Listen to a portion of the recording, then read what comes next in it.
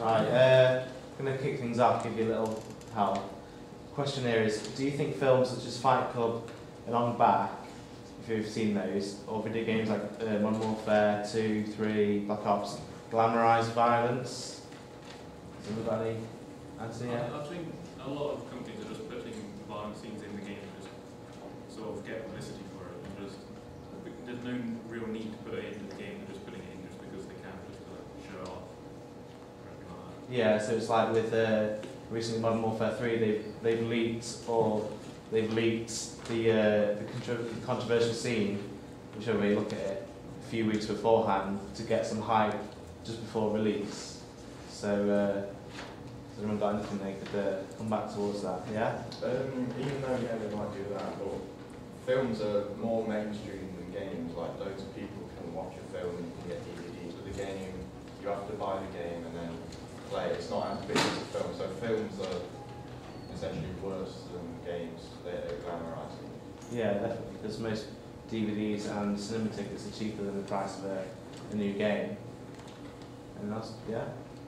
Yeah, but video games are more active. You actually are involved in doing whatever it is. When watching TV, you're just watching it. If you're like trying to learn much better if you're actually doing something. Like if you were going to learn to fly, you do a flight simulator rather than watch a TV show on it. Yeah, but like games like films use real actors, so the films look more realistic than games. So you got the same kind of point there? Yeah. Okay. No one else got anything to say about that? Go on then.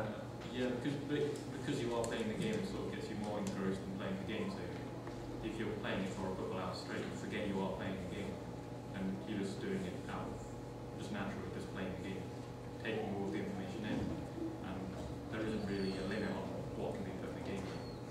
Yeah, see, there's a lot of immersion as well. Yeah, well with films it has like certain actors in. People idolise actors and then watch the film and they're like, oh, I want to be like that actor. With a game, you can't really idolise a game because usually it's just a person with a blank face if you're playing them. Yeah, but a lot of games do, like Modern Warfare, they have the same recurring characters, and you sort of get a feel for each character, saying, yeah, I like that guy, I don't like that guy, and then you sort of you're getting engrossed in it even more because you prefer different characters to other ones, so you're just getting more involved. On this phase. If violence is accepted in films, TV shows, and internet, then why is it not accepted in video games? It's a good point.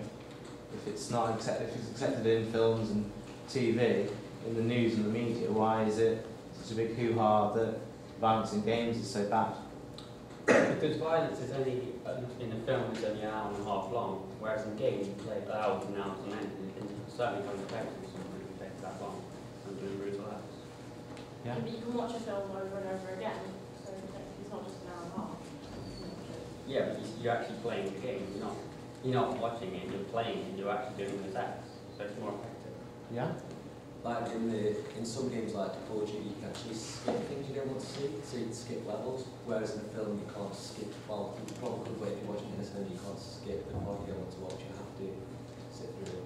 Yeah, so like with Modern Warfare 2, the no Russian level, you've got two options to skip it, like where you can put the disc in your Xbox, say, you can choose to skip it, and then before the level you've got another choice to skip it. So yeah, in cinema, you don't always have that option. What do you guys think about that? Yeah? Also, when you're watching a movie, it's like you're like real people like a movie. But with a game, when you buy this video game, you know it's only a game. But in a movie, say there's a study scene or something, it looks like real life. Something actually inside. Yeah, so in films, it does look a lot more realistic than video games.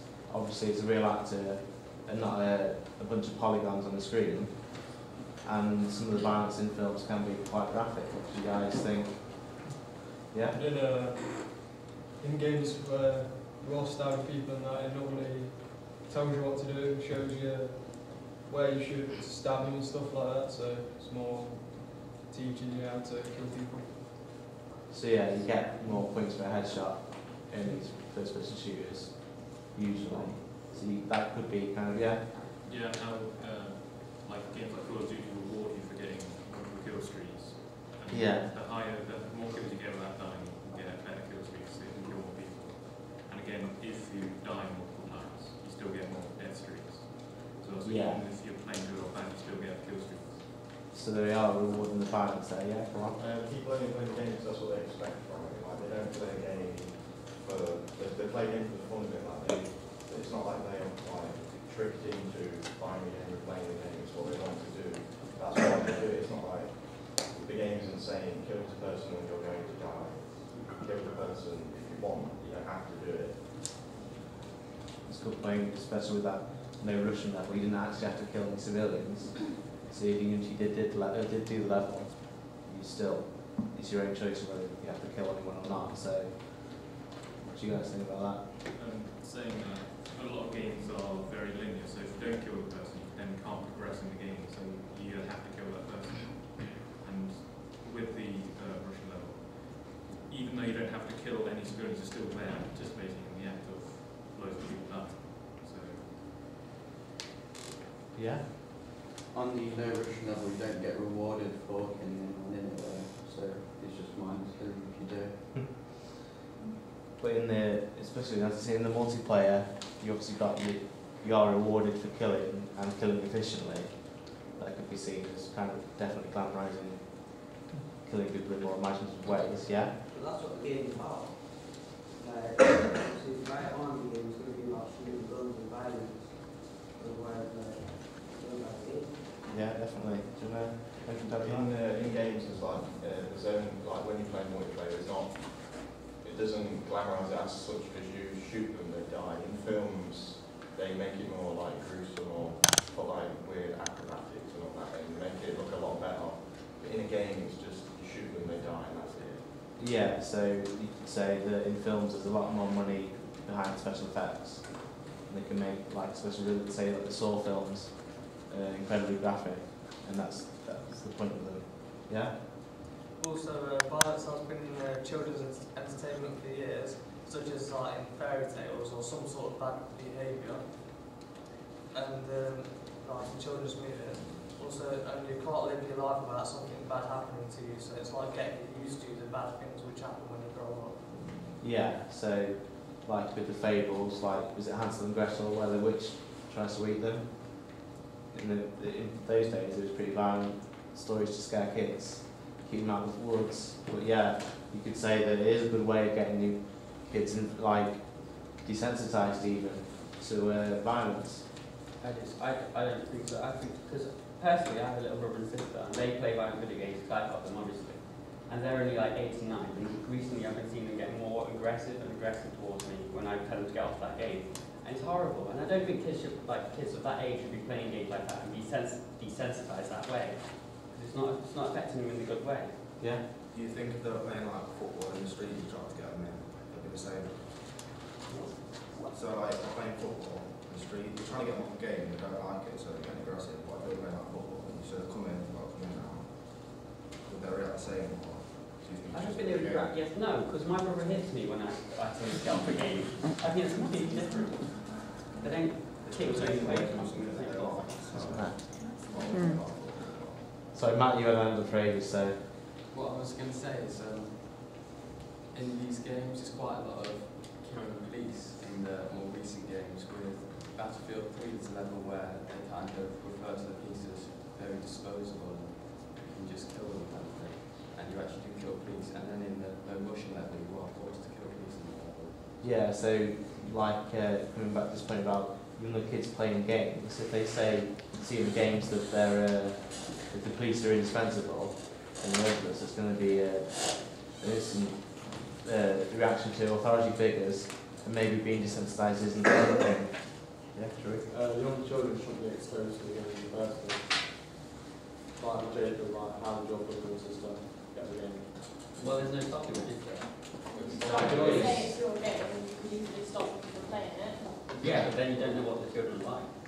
I know personally, right? They will scream and shout at you until they get what they want. Well, eventually they Would will you go rather that than anything like video? You can't blame us like the parents when you're No, the parents aren't to blame because they're the ones that should be stopping kids from getting games request. Why aren't you stopping them from playing those games? Because okay, I'm going to stop taking Yeah, we're getting a bit personal now, yeah. It's just in general. There is a good point, yeah. Parents have, as you say, have an obligation to monitor what their kids are playing. I'm not saying your parents are bad parents, but it's up to the parent really. So why? More parents buy the kids video games because they don't want them to whine and cry about it all the time. Yeah, there is pressure on parents to buy them the latest titles. If all their friends are playing it, and they go around their mate's house, they've got GTA, then and even if you stop them playing GTA, they still can play GTA. So yeah. I think it's just that some parents just see it as a game. That's why they buy the game in the first place. They don't see an effect on their kids. And they might be mature enough not to react. You don't think that they're worried about kids being desensitized to real world violence?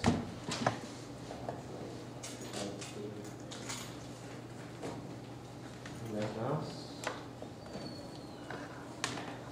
Right, we'll move on to another question then. I don't know if you all know about it. When Medal of Honor was rebooted, I think last year, in the multiplayer you can play as the Americans or the Taliban, which caused loads of controversy in America especially, because they didn't want someone to play the Taliban and kill American soldiers, especially with the real life situation happening. They eventually changed the Taliban in multiplayer to opposing force, more of a neutral title. So what do you guys think about that? Yeah? Again, they're just trying to relate it to real world events so they get more publicity for it. So, yeah, this is what's happening right now. There's a game about it, so you can play it and sort of get a sense of what it's like to be shooting people more like represented as they could be real people in real life. They could be based on that. So it's like shooting, in theory, shooting real people. Yeah? It could also be used to educate people though as to what's going on. Like films are created about big events that happen. So why can't games be created about big events that happen? Or what happens? Because with a documentary or a film, is you're watching from one point to another. But the game you're taking part, you could just be shooting loads of people at one point. Even though you would have to kill a certain amount, you could still carry on getting more. So yeah, it's a good point. There's films like The Hurt Locker, which is in Iraq, and it's got Americans fighting insurgents and Americans dying, but on the flip side, killing Americans as a Taliban member in the game can be seen as kind of a demoralising effect on the American populace, because their soldiers are in Afghanistan from Taliban, and people might have parents and families have lost their sons and daughters because of Taliban. So see, it is educational, it is a real world situation, which is one of the big sign points of one Medal of Honor, sorry. Has anyone got anything else they wish to kind of add? No? Yeah? I saw a documentary on the Chinese developed first-person shooter, which was about killing Americans invading China. Yeah, this was the, if you all heard of America's Army, that game for Americans, it's like a training simulator for their armed forces to get them in. It's like an advertising tool. China made one that's very similar, and the enemies in that one were the Americans, and obviously the Americans were annoyed, but no one minds, the Americans don't mind if they're killing someone else in their game. So why do you think it should be even in the game in the first place? Just a freedom to do what you want. You can't just stop someone from making a game if you don't like it. Yeah, definitely. Yeah. So, what do you guys think about that? About anti-violence? If you've got free speech, then why can't they? Why shouldn't they put violence in video games? Well, if that's the case, why have an age rating on a video game? If it's free to just play and choose them, why have an age rating? If age ratings are there to protect younger audiences from violent video games, and free, you can do whatever you want. Or why have an age rating in the first place? You want to come back on that? Yeah. For certain games more violent than others. So like games like GTA and that, you play by kids, but then you got other games like Mental Weapons and stuff like that. Yeah, down here. Half of the age ratings on games aren't just because it's got killing in, it's because it's got swearing, drugs, sex abuse and stuff like that.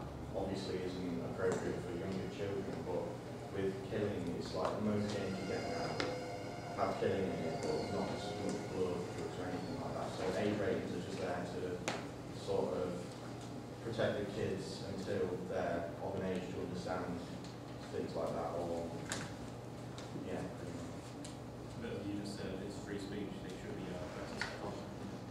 No, because yeah, they can play the game, but but the age ratings are only there to say it's got drugs in, like Peggy. It's not legal. It's more like a guideline to say it's got this in. So if you don't want to do this, don't get the game.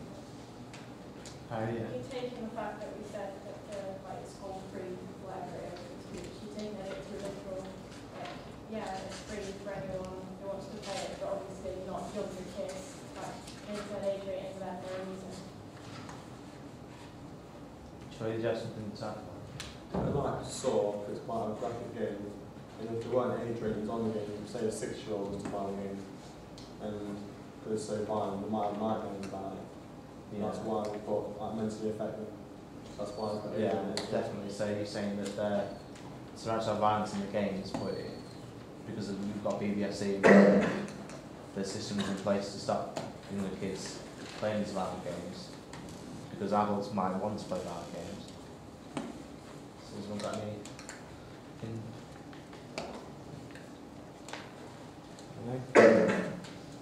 No one on this side thinks that there should be no violent games in here, even though there is BBFC and Peggy. Well, parents are buying games for their children. They might not know about the actual content in the games, they might not be buying it because their friends have it. That's what it says on the back of it. And when you buy it, the people in the shop are told to tell the parents it's got this in. They have to tell them now, so that's not really happening. Yeah, I was in game a couple of weeks ago. I saw a 6-year-old kid and his mum buying him Call of Duty Black Ops. And when to the counter, she just was like, oh yeah, I already know about all that. And still buying like a 6-year-old kid an 18-rated game. And it's her choice and it's her problem. If she's buying it for a kid, then you can't really blame the game creators on putting stuff in the game and for the kid knowing that there's stuff like that in the game. That's what I'm saying, she might not fully understand. Or she said to the person that She might not say that, just go, yeah. Well then it's her fault. She can't complain if she said, yeah, it's okay.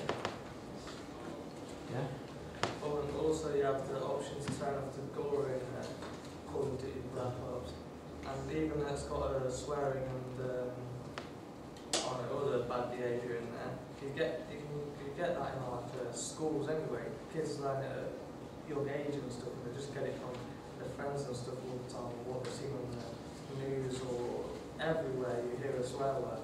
So it's not really Yeah, Matt. What I was thinking was, in the game Brothers in Arms, you actually have the ability to turn on swearing and gore. This game itself is actually very gory, and there's a lot of swearing, and you can turn that off. Maybe that should be implemented in more games. Yeah, so you're saying there should be more systems to turn off the violent content in the video game. So, because obviously maybe BBC and Peggy aren't working, and they're still getting games into young kids' households. So if there's an actual system in place on the games, parents can see they can just go no violence. Yeah? There are systems like that, but it's not actually on the games on the console. It's like parental control app. You can make it so the child can only play it for a certain amount of time, or they can't play certain games. So that is in there. It's just on the actual console. Troy, do you have something to say about that? Same thing. Right, what about, obviously kids shouldn't be subjected to violent video games. What about the adults that play it recently in Norway, was it Anders Breivik or something? He went and shot loads of, he bombed Oslo and killed a load of people on an island. And he blamed, he didn't blame it, he said he used Modern Warfare 2 as a training aid. What do you guys think about that? I think it's obviously kids shouldn't be subjected to it, but that's an adult who can buy it legally. Yeah? I think he's just trying to blame it on something else apart from, like, maybe religion or something else like that. Because if you use Modern Warfare 2, there's not like, how do you train for something that you can't see? So, like, the island isn't actually on the game. So, yeah. Like, and it's not, it says that it's not related to real life, so things may be different.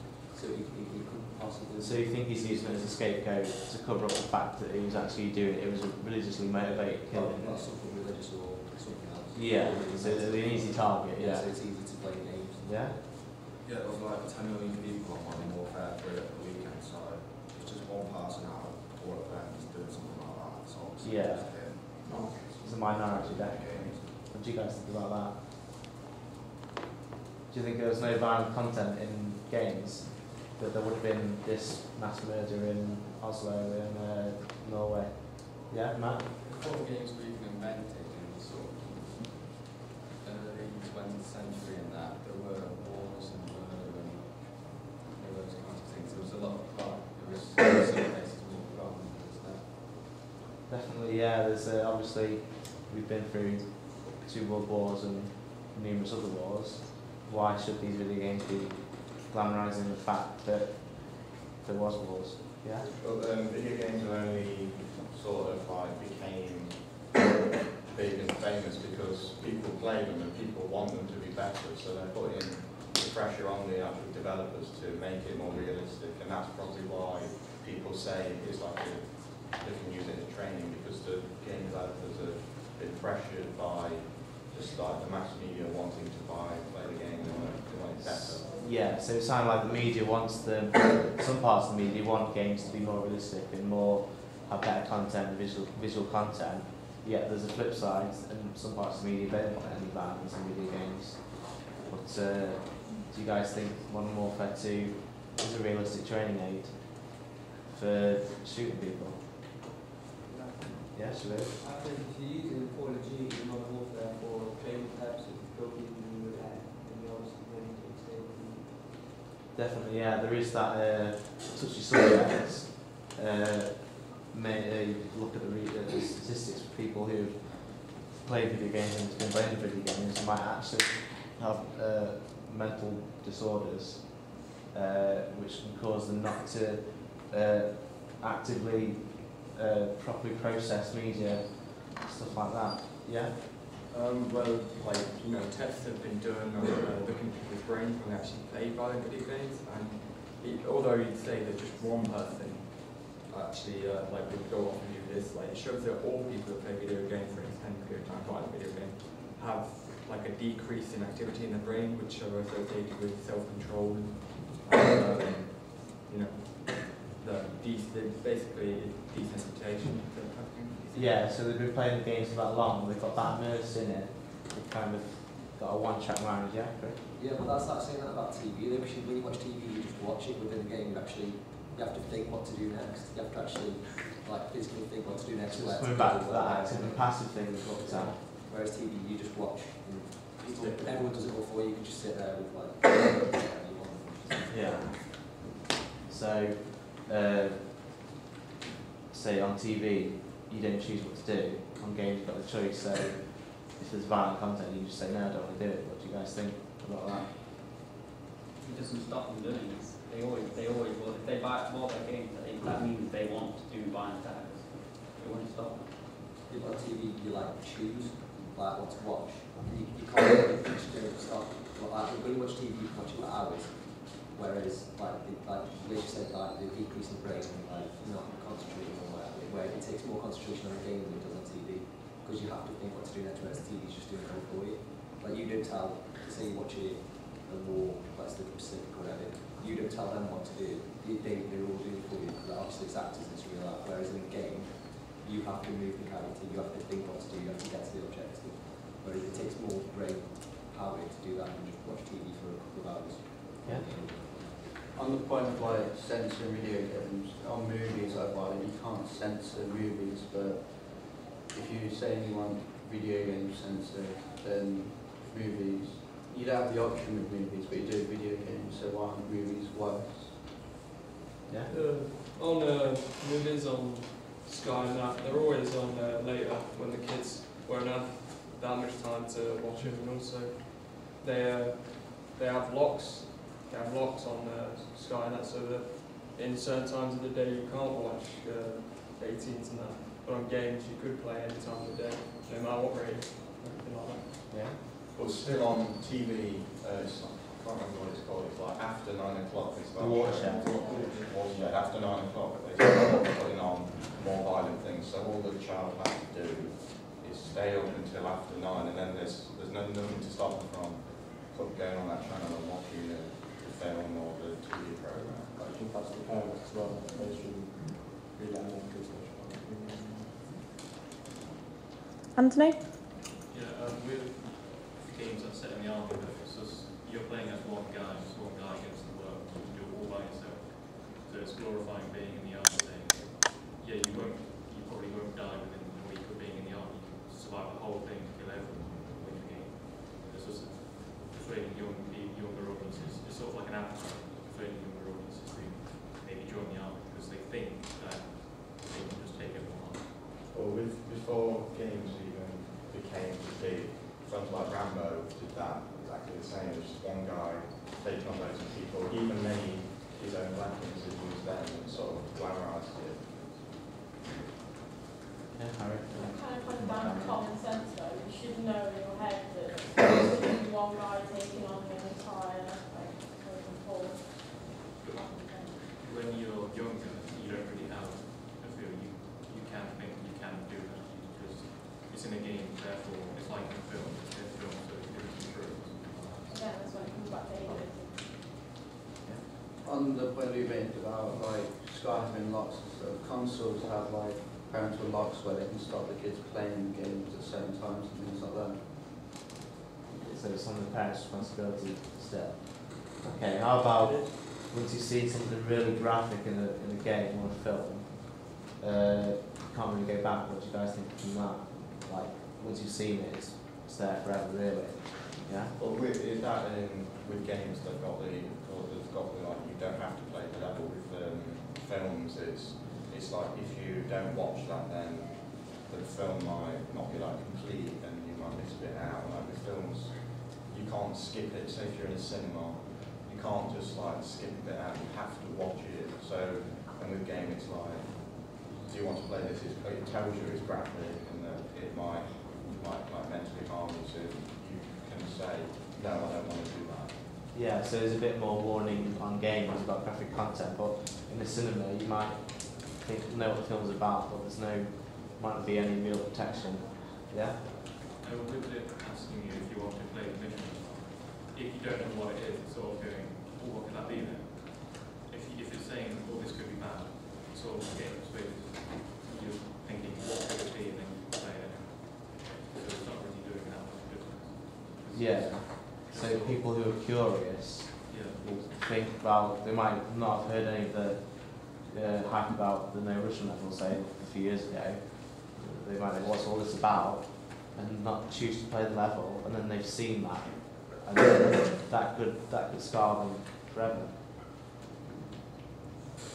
Yeah? I'm obviously not that bothered about what it's going to be, because if it's telling you like specifically, there's not many games that do that. So if it's telling you, you're going to press no if you don't want to see it, you're not going to be like, oh, I'll watch it, I'll do it then.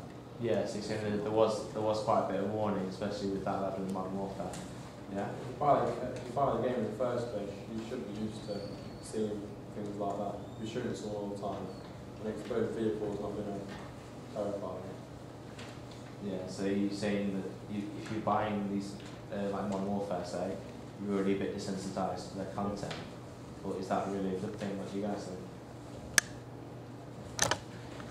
Yeah, Matt? I feel like some developers are putting in unnecessary violence and stuff, because you look at Modern Warfare 3 and they put that scene in there, it doesn't really put anything into the storyline.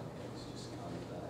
So So you're talking about the scene where the kid gets blown up? Yeah, like they didn't have to show that, they could have just said some people were killed by it. They didn't have to. So you think they're putting in these really bad scenes to get publicity, because there's no bad publicity, is there really?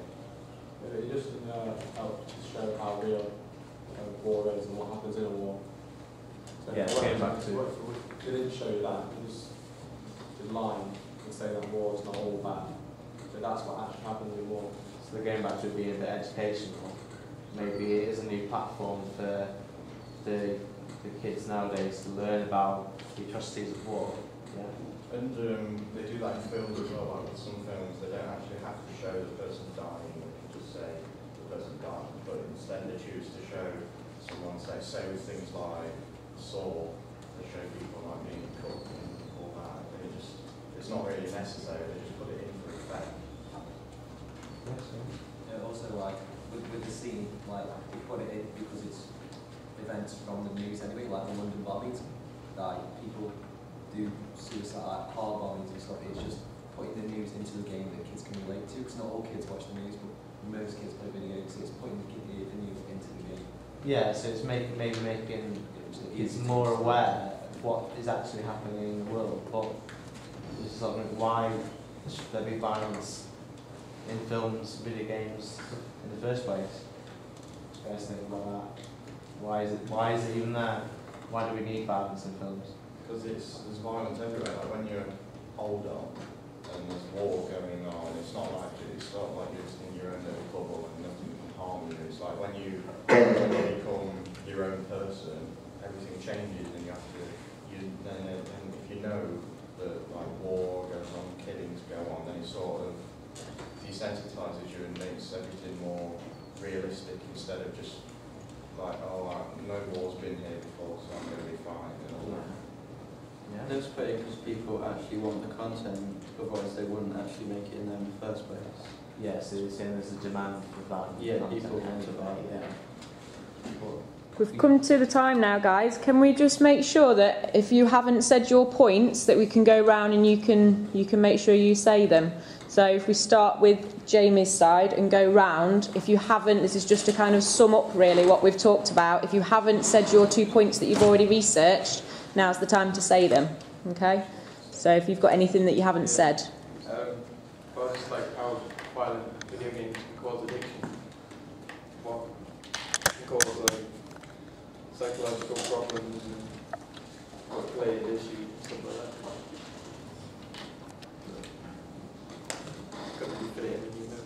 Okay, that's fine. Louis? There has been a couple of cases to do with addiction where people have been killing themselves or others. In 2008, someone killed his 17-year-old daughter because she damaged his Xbox, and someone in Florida shot his neighbour over suspecting that he'd stolen his PS3. It can just cause the addiction to the games can cause violence outside of the games rather than the addiction to the violence in the games. It works both ways. Jake, have you said your points? I had one. You kind of said it earlier, but it's a different one. A man named Devon Moore was alleged to have said, life is a video game, everybody has to die sometime. And Moore, this guy, had gone to a public place and shot 2 policemen and a civilian. And he blamed it on the video game Grand Theft Auto Vice City, and that was dubbed the murder simulator because of it. It's terrible. I don't think violence like that should get to kids, or anyone for that matter. And that was a grown man. So obviously, violence is affecting people in more ways than we think. Like we said before, though, it could just be looking for like a scapegoat. No, I don't think so.